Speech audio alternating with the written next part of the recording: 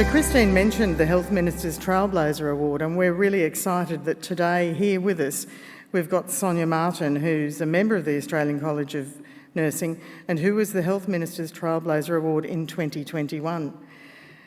Sonia had the vision to step up and tackle the issues of stigma around homelessness and provide access to quality healthcare for thousands of vulnerable Australians. Sonia spent a lot of time with people on the streets who've been disengaged from healthcare.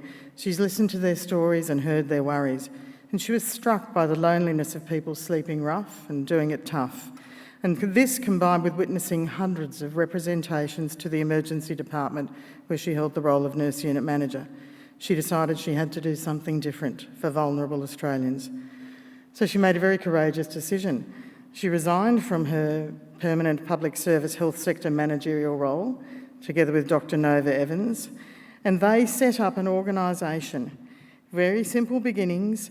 She got a simple nursing kit and started providing healthcare from the back of a car boot. This led to the development of the innovative service we know today as Sunny Street. Many of Sonia's friends and family told her it wasn't possible to step out and truly made a difference. But Sonia has done that. Today, Sunny Street is an award-winning healthcare service and since 2018 has provided over 30,000 consultations. Please join me in welcoming Sonia.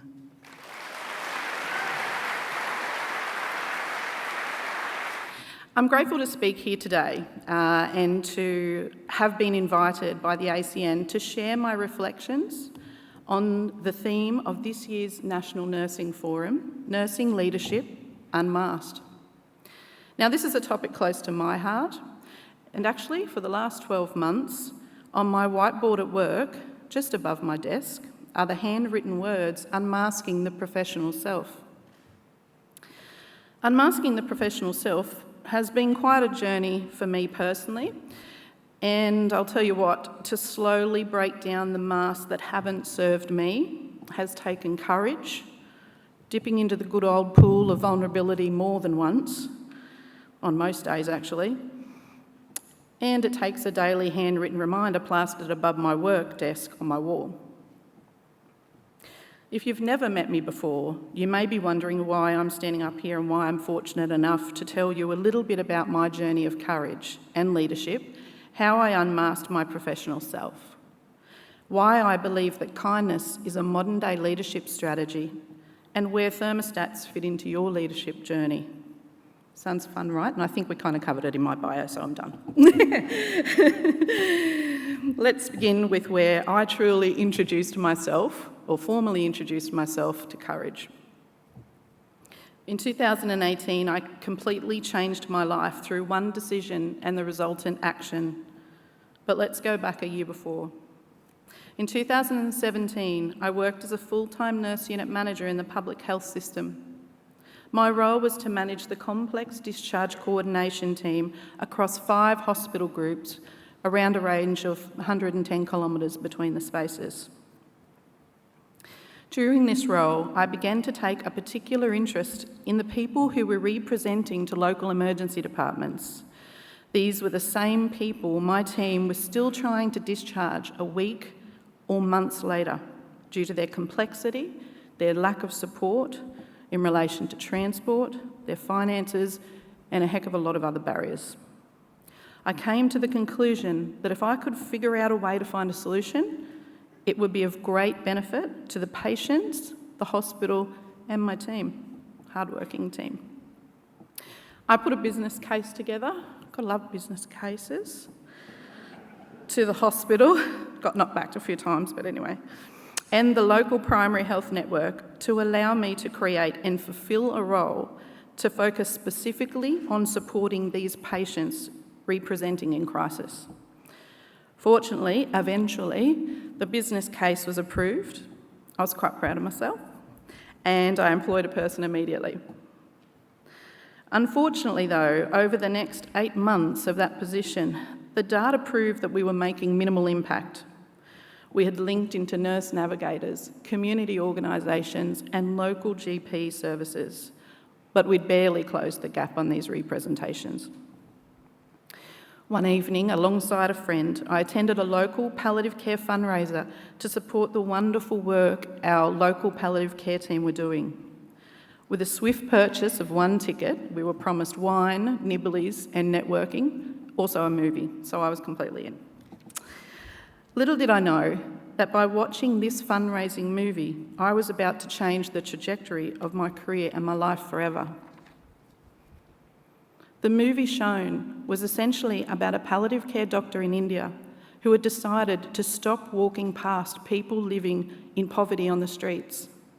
More specifically, those who were homeless and those who were dying in the streets, alone, in pain, and invisible to passers-by. I could still barely say that sentence without wanting to cry. This doctor decided to set up a warehouse as a healthcare space, took on volunteer nurses and transported these people dying in the streets to this healthcare space. His team held space, provided pain relief, administered much needed healthcare, desperately needed healthcare, and held the hands of those in need, therefore allowing people to die with dignity in the presence of one another and love. It was profound to watch. At the end of this movie, this good doctor asked the question of the audience, "What are you doing to care for your community's most vulnerable?" The movie ended, the curtains closed. I sat in my chair completely floored by this question. What was I doing to care for our community's most vulnerable? To be fair to myself, I was trying to do everything I could for people experiencing homelessness and complex vulnerability who presented to ED.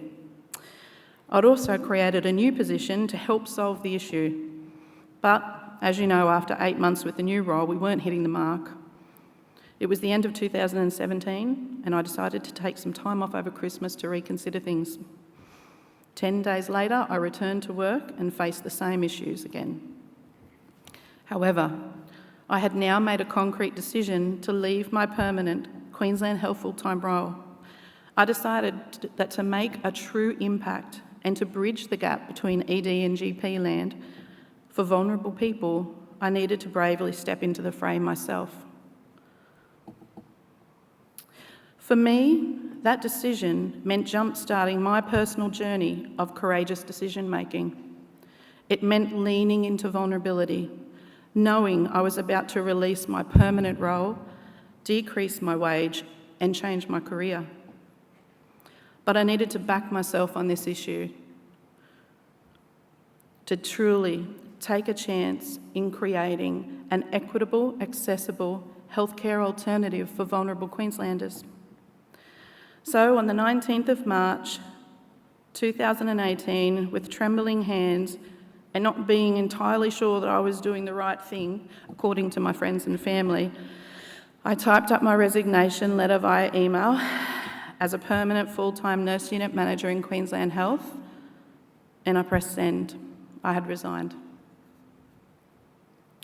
That one decision and one brave action has resulted in my life trajectory completely changing course.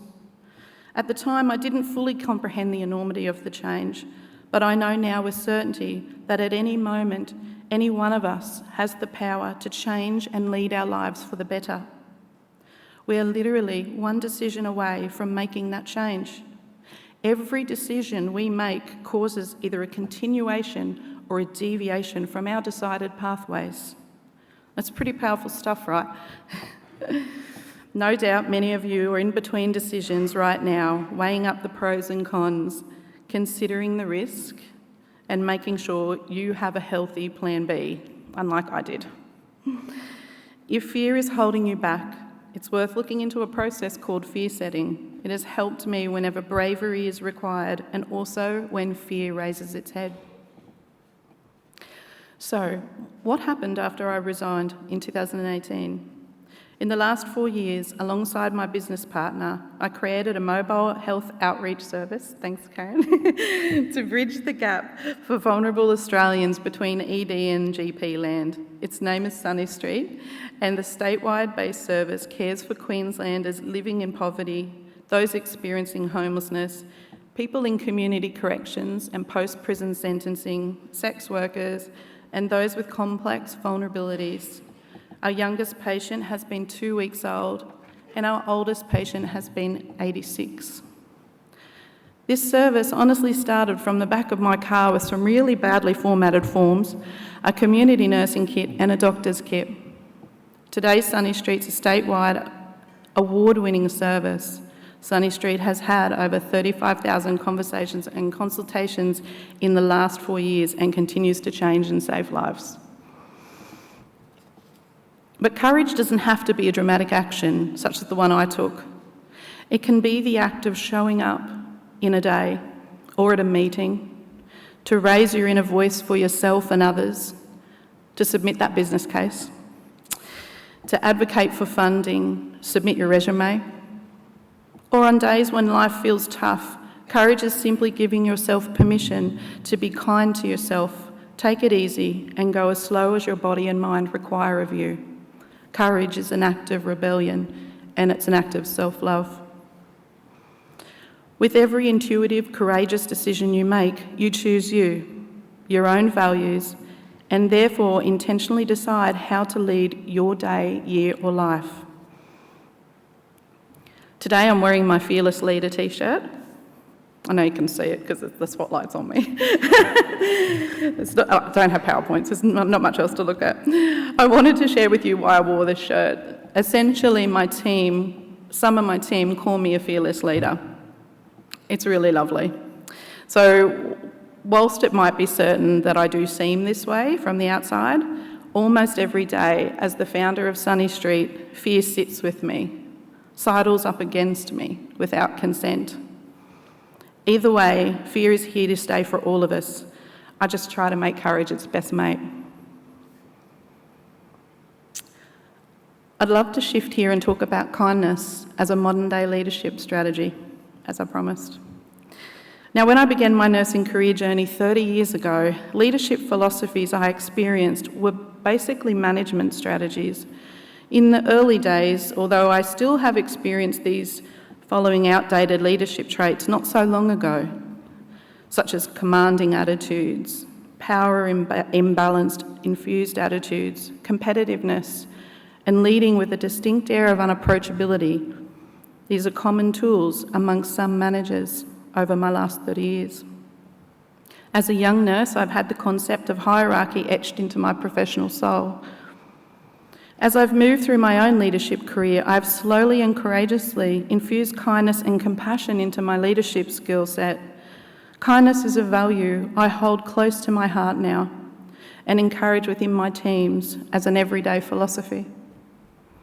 I want to let you know that kindness in leadership is still often seen as weakness, with more typical success traits such as power, domination, and control still in major play.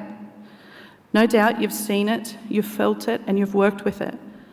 I want to let you know right here and right now that having a kindness-first approach is a seriously courageous move. But through my work, my company, and with my teams, I'm working hard to change that in my space. I would encourage you to look at how you can infuse a kind and gentle approach in both yourself and your teams.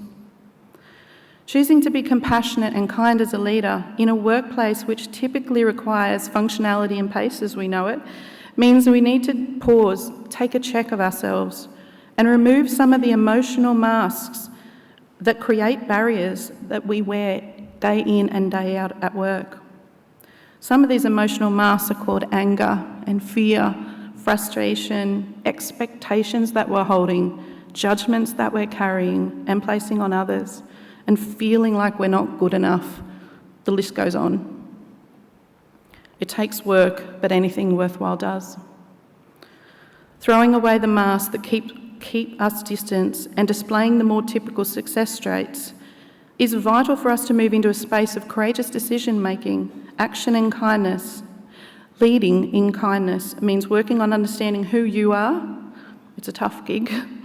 What your values are, listening to yourself or your intuition, and bravely leading from the heart. We need to drop the masks which keep us distant from our own humanity and choose to connect with each other to lead into the future. Sunny Street has taught me that. Being a kind, authentic leader is not a weakness. It's a superpower which empowers you and your teams, increases joy in the workplace, establishes trust, encourages warm connection in teams, and allows you to know that you're bringing the most authentic version of yourself to the forefront. Kindness is a modern-day leadership strategy that gets results. We've talked about unmasking our leadership by working in spaces of courage and kindness, and now I'd love to introduce a concept about being a thermometer, or a thermostat, actually. I know it sounds really strange. For a long time in nursing, until I began to really establish my own foundations underneath myself, growing my own roots into the ground and trusting myself wherever I stood, I used to feel as though I was on shaky ground depending on the external influences around me or the environment. I now realise I was being a little bit of a thermometer. By being a thermometer, I mean that I was quite often influenced by the moods, the drama, expectations of those around me, the judgments of those around me. I wanted to please, I wanted to impress, especially as a new nurse or a nurse new to a company. I found that quite often during the process, I would shape my values and ideals sometimes, even my moral compass, at times to fit in. We've all been there, even with our friendships. It took me a long time to realise that rather than being the thermometer, so rather than shifting my energy, my values based on other people's expectations, I could quite simply choose to give up that gig and be the thermostat. Just like courage and kindness, choosing to be the thermostat means doing the work on yourself, again as a leader and a human being. It means taking stock of your fears, but also your known strengths, your values, knowing which way your moral compass swings, standing by that, and feeling safe in the knowledge that you, yes you, have your own back. And this leadership concept of being the thermostat rather than the reactive thermometer isn't a far reach for us nurses at all. Our jobs, although you'll never see this on a role description, sometimes require for us to be professional thermostats for our patient, and it's much needed. So when we're at the bedside of a patient in their last hours, whether we're compassionately crying with their family or not, we know we're being the thermostat, the professional regulator. All the patience we display when required to redirect a resident who has dementia, who is hell-bent on not having a shower for the third day running, when you use every gentle negotiating skill you have under the sun, you're being the thermostat. Nurses have always been taught beautifully to be the thermostat for others. It's now time we decided to be the thermostat for ourselves and our own leadership journey.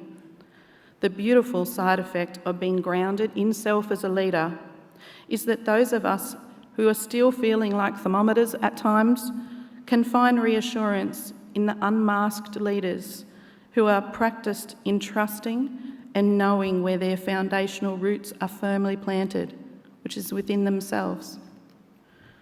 So, do you consider yourself a thermometer or a thermostat in your role?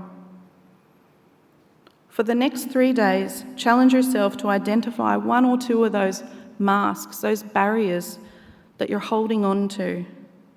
And if you feel safe, even for 10 minutes, dare to lead by removing them. Remember that unmasking ourselves as nurse leaders and choosing to lead in courage, kindness, and being that thermostat takes time and practice. You don't have to travel this journey alone. Reach out to your supportive tribe, the people that you meet over the next few days, your mentors, and trust in yourself. Thank you for your attention and listening to my journey and reflection of courage and leadership, how I unmasked my professional self, why I believe that kindness is a modern-day leadership strategy, and where thermostats fit into your leadership journey.